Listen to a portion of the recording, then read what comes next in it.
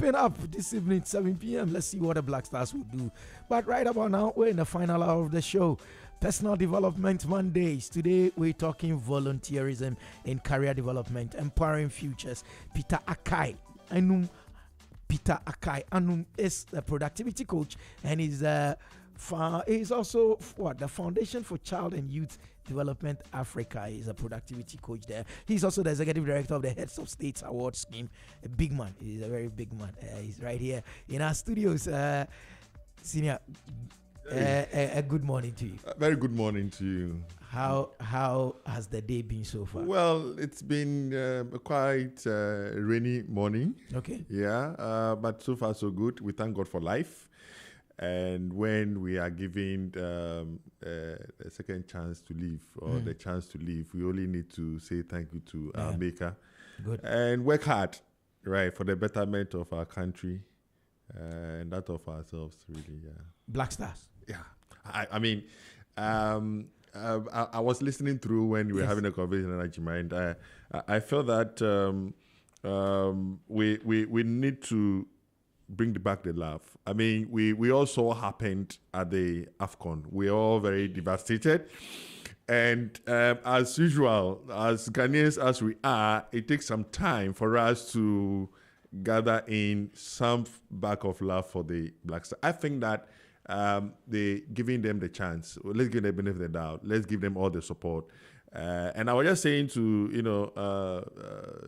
Jennifer on our way here that, look, I think that people have no option than to support, because I heard somebody saying that Black Stars is Ghanaians' visa to the US for the World Cup. And so, and Canada, and of course, and if we want Ghana to be there, we have to give them the maximum support. And I believe they can make us proud. Yeah. Black Stars tonight. If they don't qualify, people's visas. But let's tie something in with what Nana Ajman said to our conversation this morning. The love for what they do. He said we are asking people to love them, but the people we are supposed to love, do they love what they do? How do we tie this in with the key topic of our discussion today, volunteerism? Right. I think you've asked a very, very important question. Now, I'll take it from two perspectives. First of all, so they are doing this because, first of all, they are Ghanaians, and second, because they are professionals. Okay. All right. And so, and if you turn the tables and you see a professional, then you begin to ask for a reward before you bring your skills and talents to bear. But you see it as I'm Ghanaian. A Ghanaian, and I'm a Ghanaian, and I want to, celebrate Ghana using my skills and my professions. All right, then you do it out of your goodwill, without expecting anything in return, and so you go all out and die for it. What is volunteerism then? Volunteerism is the act of giving one's skills, talent, professions to an organization or an individual or a community without expecting a compensation. So it involves the commitments. It goes beyond monetary gains. So monetary gain becomes second to none. You don't do it because of money, but you are doing it because you want to make an impact. That's a very interesting thing you're saying. Still, we're continuing our conversation into volunteerism and career development. But before we leave the Black Stars, if they had a spirit of volunteerism, they would have died more for it than seeing themselves as professionals payers. Do you think we should scrap winning bonuses for the Black Stars? If you ask me personally, it's yes and no. The times when we're growing up, we saw people like Abedi Pele, Stephen Appiah, that was the last crop of Black Stars. Personally, I saw that played out of passion. And within those times, we're not hearing about winning bonuses. It was not really a big deal. It was not, I'm sure they were giving, but they take whatever they are giving. What broke the camel's back is when we went to, the World Cup in Brazil. We saw what happened, where money has to be flown from Ghana. And some were kissing the money. Exactly. So I asked myself, when did we get there? Look, a lot of players are out there in Ghana who wish to play for the Black Stars. And so if 22 are selected, we should count ourselves lucky. It's not because we are better off than, it's because others have not been discovered yet. They are there, but, some village somewhere and nobody has discovered them. All right. And so when we get the chance to represent our country, we should do that, first of all, as Ghanaians, as citizens, raising high the flag of Ghana, all right, proud of it, in addition to our profession, all right, then we are able to say that we have really been committed to it. Now let's come home. Volunteerism. In the Ghanaian context, what does it mean? First of all, you've told us what the definition, but what does it mean for a Ghanaian if you say volunteerism? For the Ghanaian and for the African, when we talk about volunteerism, it goes beyond just giving one's talent, one's skills, or one's time or resources to a cause. It's about commitment. It's because, you see, when you look at our African setup, we, in many occasions, we are fashioned to live in a communal settings.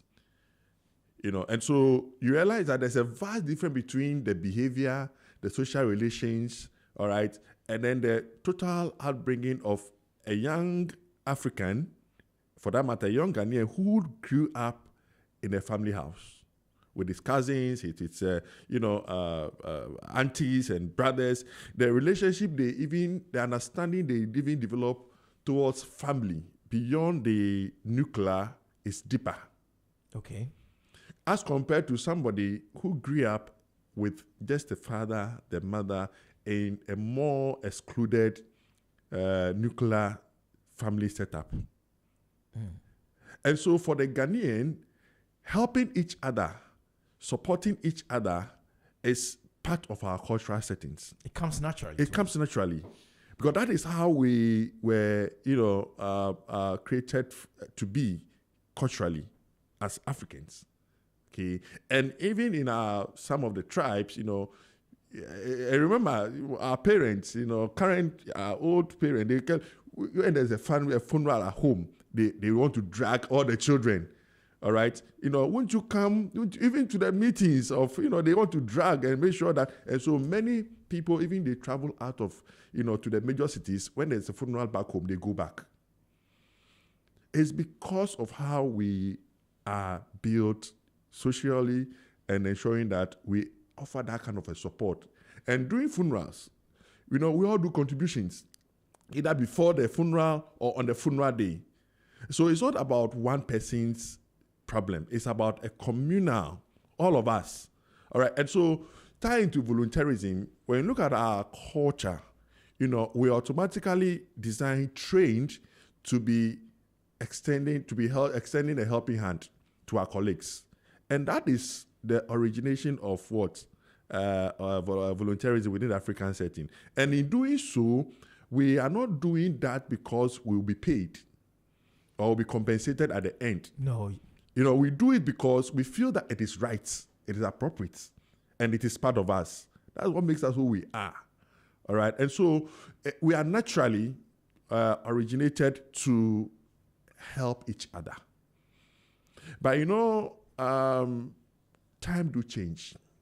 And we say culture is dynamic. It's not static. All right. And so how the old Abedipele team players played in the Black Stars are not the same Black Stars that we are seeing today. Now, resources and,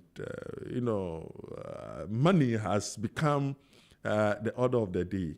And, of course, we can't look at the economic situations. People, want to survive. People want to ensure that they are getting the best out of the opportunities given to them, all right? And so with time, that cultural helping each other attitude within our cultural setting has eroded or is eroding away to the extent that we are losing it as it was. Wow. That in itself sets the tone for this conversation in a very nice way. That we were, or we still are, but slowly it is being eroded. How then does volunteerism enter into the workplace?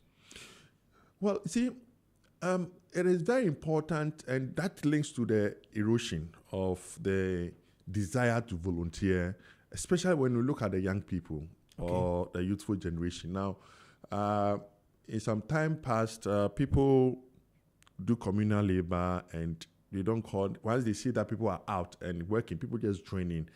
Now, even when you are even cleaning the gutters of somebody's house, they will just stand aloof and look at you as if you have gotten your own time and you want to do some work for yourself. They don't even join in. You see, and so it fits into the erosion part of the desire to volunteer. In the workplace, all right, there are two things that also comes in, just like we're discussing the Black Star. So we have the professional skills that is being utilized and the non-professional skills that is being utilized. Volunteerism brings all the two together. Okay. So first of all, when it comes to volunteerism, you don't necessarily need to have that skill to be able to offer a helping hand. Okay. So I said that volunteerism is about offering a skill, your time, your resources, right, to help somebody, an organization or a community without expecting anything. So if I don't have the skills, right, I can still volunteer my time. In so doing, I begin to learn. So for example, this studio, assuming that I probably may want to be in your seat one day. Okay. Or maybe I love to see people who sit behind the console. I want a TV.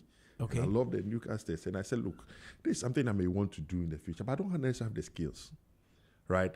If I decide to come and volunteer my time here, just even to be a messenger, just sit, observe.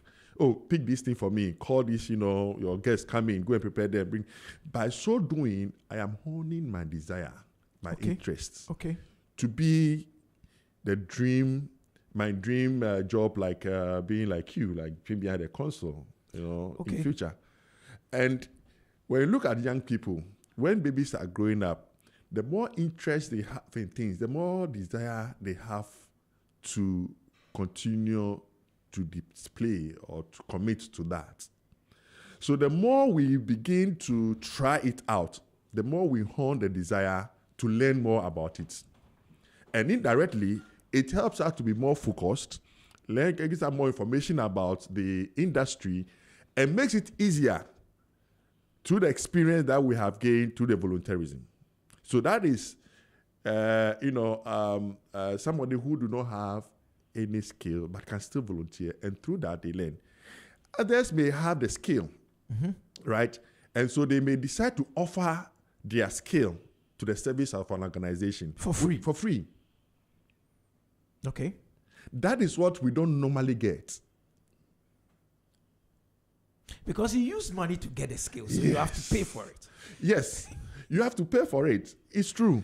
But you see, when you begin to when you wear the hat of volunteering, then you should not be thinking about money. Okay. Médecins Sans Frontiers, Doctors Without Borders, and the rest, they can go and do that. Yep. Charlie Ban, ICT professional, a coding guy does the field not have a role to play in whether people would volunteer or not? The field. The field has a lot to play, by first of all giving that leveling, ground to learn more, to do more, and to perfect your skills. Right. So somebody who had just come out from university, fresh, who is an IT professional, all right, has no job experience but have good theoretical knowledge, right? Okay, that person expect to get a good, well-paying job right from school, right? The current young people want to start life at the salary where their parents retired. You have to repeat that statement. They want to start life at the salary. At the salary where their parents retired. Okay, we are in trouble, the two of us. I'm sure by the time please, he said it. You see, so, but there's nothing wrong with it. But you see, good earnings comes from good experience. Okay. And if you don't have the right experience, okay, don't expect to get huge earnings just because you have a certificate. Now, research has shown that, learning goes beyond the wall of the classroom. Having a first degree doesn't necessarily mean that you are as good as the practical side of it.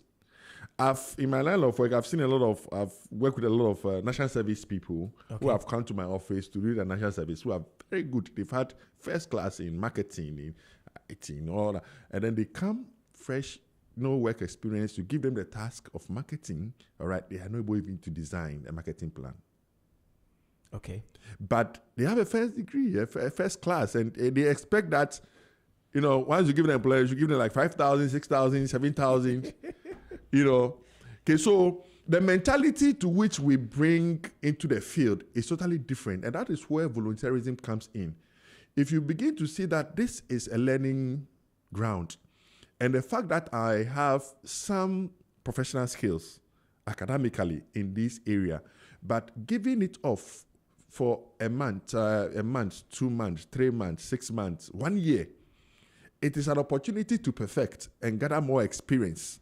All right, so that in my next job application, I can say that I have 12 months working experience with ZFM. It doesn't matter whether it is paid or not. What employers are looking at for is the experience.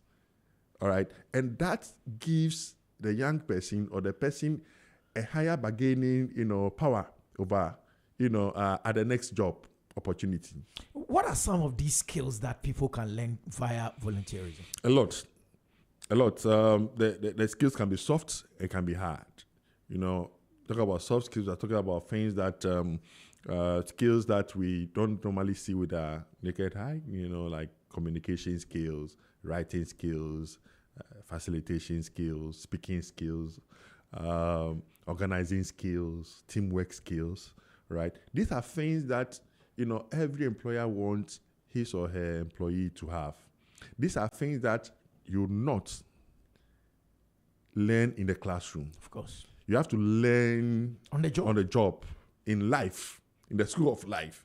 All right. So if you don't have the opportunity to, interact with others, all right, to learn how it works well and how it fits well, you may have all the good grades, but your output at the workplace may be poor. And there's a saying that your qualification will give you the job, but your attitude will get you fired. Right. Okay, let's find out. Volunteerism and building professional networks. Mm-hmm. How do the two go together? There's a lot in common with the two. Now, you see, the more you volunteer, the more you work with people. Volunteer is about helping people, and you network with people. Okay. Right. And so the more you volunteer, the more you learn the teamwork skills with people. And so you are able to know different or many people from different fields. One of the easiest places where people volunteer a lot, but we take it for granted, is in the church. Okay. Yeah, I mean, now you want to go to heaven. So. Yes, there's a cause for it, okay? Mm-hmm. But you see, a lot of young people, all right, again, especially, and this is what I observe, a lot of young people, especially the educated ones, you hardly see them volunteering in church. In churches. Okay. Okay. A few of them do. And the good thing about the church is that all of us are equal. Whether you have a PhD or you are a GSS leaver, we are all equal before God. Mm-hmm. All right. And so if we're talking about, say, church cleaning, all right, you realize that everybody can do that kind of a job as a volunteering, service to God, humanity. But as you do that, you also interact with people. Okay. When you look at it, you realize that most of people who are left in many of our churches to clean are the uneducated, like ushering and all that. You hardly see a doctor saying that. There are a couple of them, there are very few. Exactly. Right. It's just to let you let you know that the mentality to which we approach volunteerism, all right, it's quite negative. And volunteerism, when we talk about, people think about making impact, but we forget about the career aspect, the opportunity, especially through that means as a tool to enhance ourselves and make ourselves ready for life and work. And when it comes to young people, especially, the mentality about volunteerism is the fact that they thought that they are giving off. They don't see it as a learning opportunity. Okay. That they are gaining more or they would gain more. We only see that as like, I am giving my time off. What will I get out of it? But there's a lot that we can get out of it through networking, through skills development, acquisition, making ourselves ready for life and work, and even having a good understanding of the industry we find ourselves, apart from making an impact in the lives of an individual and the community we find ourselves. Volunteerism on employability. How does it help people get jobs? That brings to mind my thesis on my dissertation on at my master's program. It's about the effect of volunteerism on the labor market of Ghana. Yes. We carried the research and we realized that a lot of people, right, don't see the link between volunteerism and its effects on the labor market. But the understanding is that volunteerism is all about, giving a helping hand without the second part, how people are prepared well to the labor market. Okay. But the research, analysis indicate that a few who had seen with clear examples of how the act of volunteerism helped them to get a job, all right, are very few, simply because they are more committed to the process. Okay. Another observation that we also made is that a lot of, especially national service people, when they do their national service, sometimes the way they even couch it on their CV does not connect whether they learned a lot or even value what they did for the period.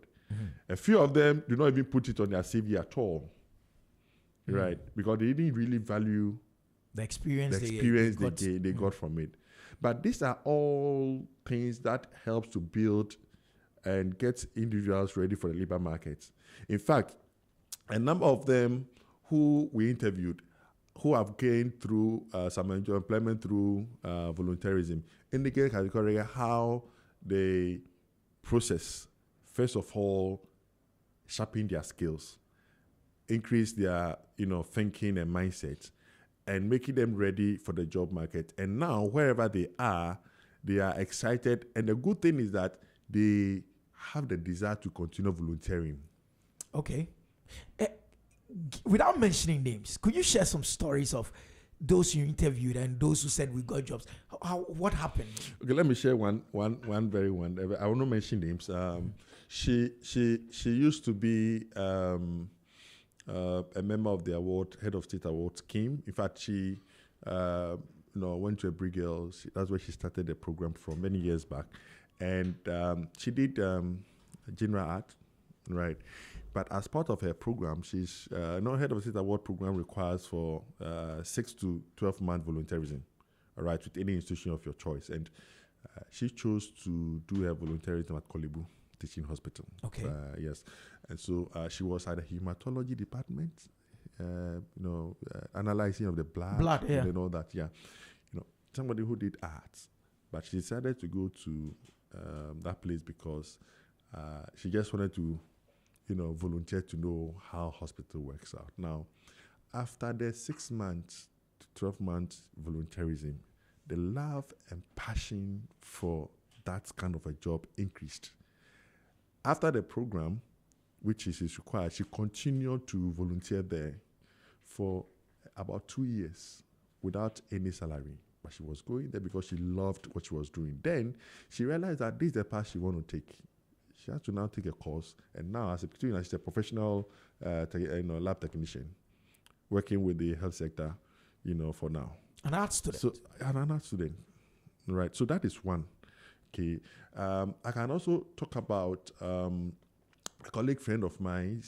This one is young managers, Henry, Sydney, and even myself. We decided to embark on a painting project, just because we felt that some of the schools, public schools in Accra, are a bit dirty. To put it mildly, a bit dirty. Yeah, and we felt that it was not really a good environment for learning.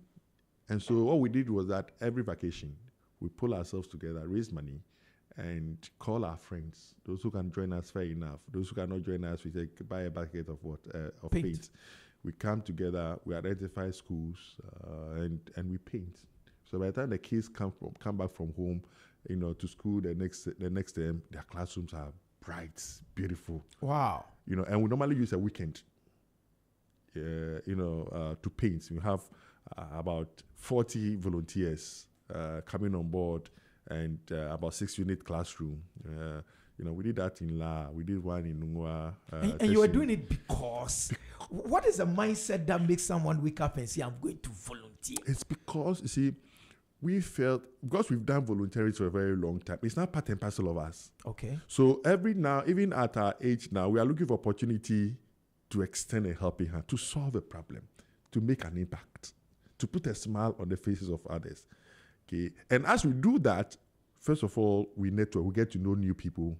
People come on board, they want to connect with that and become friends, and we are still very friends till now. It has kept us together, as young managers till now. Okay. And that is what happens when people volunteer in the community. They form lifelong friends. And as they grow together. And that is where the networking comes in. Okay. At the micro level, an individual can wake up and say, I'm going to volunteer and fill the potholes in my area and do that. But are there corporate initiatives that generally push volunteerism in this country? It's a bit difficult when we talk about the corporates. In a corporate setup, we see more of CSR, where many corporates may want to put some money into social initiatives and may call their staff members, look, let's go and do, not in the minds of volunteerism, but in the minds of giving back, to community based on their profits. Okay. So the mindset is a bit different, right? We have a program called Corporate Partnership. When you say we? Talk about Head of State Award, the award program. Okay. So what we do is that we ask a corporate organization to say that let's go beyond the CSR initiatives that we do. Let's bring our staff together and let's encourage them to start volunteering. All right. And so just imagine, assuming like Z, media, multimedia group, you have about, say, 60 staff. And each staff within the year are required to at least volunteer a minimum of, say, 12 hours. Throughout the year? Throughout the year, 12 hours.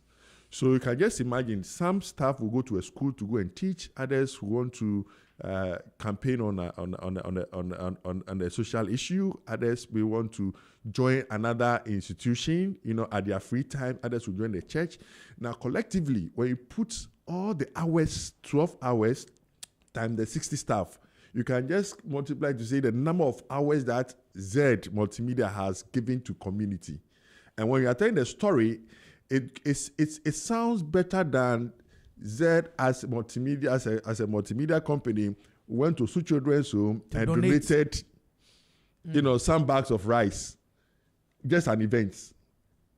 But when you combine the individual activities put together and the different kind of services that they have rendered to humanity through volunteerism action, you are able to tell a better story. Wow. So it's just not about just giving, but bringing your staff into the picture of volunteerism. Interesting. And in that process, you don't just give back to community, but you are also able to enhance and empower your staff. Because if, for example, I have, the passion to support children, and because of this program, I'm now sort of pushed or motivated or encouraged to do something with some street kids within my environment. And I felt that it is something worthwhile and it is nice. What it means is that the probability of me continuing without the company, again, asking me to do it, okay, is very high. Okay. And so indirectly, each staff, professionally, all right, begin to engage in activities that they love, okay, and they feel more connected to their society and development. So continual professional development also is enhanced through that initiative. You and I would accept that volunteerism is not a big thing in Ghana. It is not. Why? What are the challenges and barriers to volunteerism in this country? So first of all, is acceptance. Like we spoke earlier on, there has over the years the desire to volunteer has eroded away, and so the current generations, all right, when we talk about the older ones, understand what that is, but the younger generations of today, all right, didn't come to meet how life was in the olden days where we live in a communal setting, right? And so the mindset of volunteerism has eroded away, and that is one of the barriers. We need to make a lot of advocacy around the importance of volunteerism. I know the National Youth Authority, through the Youth Act, okay, has been, talking much about it. It is in our Youth Act to encourage volunteer among the youth, but we need to advocate more. We need to create more avenues for young people to volunteer, and then see the volunteerism as an opportunity, first of all, not just to give useful services to communities and individuals, but more importantly, as an opportunity to enhance our own outlook as young people. I think that's one. The other barrier is about the monetary aspect. Yes, times are hard. Not necessarily, expecting anything in returns. But a lot of young people today believe that once they are coming to volunteer or having even an internship, all right, their transportation needs to be sorted out, right? And so, so they come in with the intention of, all right, well, you don't need to pay me, but at least, my transportation in and out, all right? And so the kind of mindset and mentality that, the populace also have is also a challenge, it's also a barrier, going forward. And I think the opportunity to volunteer, there are a lot of opportunity, but a lot of people don't know where to start from. Yeah, I was going to come to that. Yeah. If someone listening to us today said, listen, they've convinced me, I have some time, I have some skill, I want to, where does a person start? A lot of opportunities around us. So start from your community. Okay. Ask yourself, do you have time? How much time can you give off? It can be once in a week. It doesn't need to be Monday to Friday. It can be once in a week. It can be an hour in a week. It can be, 2 hours. It can be a weekend. No matter how, just identify the time and then ask yourself, what area do I want to really volunteer? Is it about children and young people? Is it about volunteering to develop a skill, right?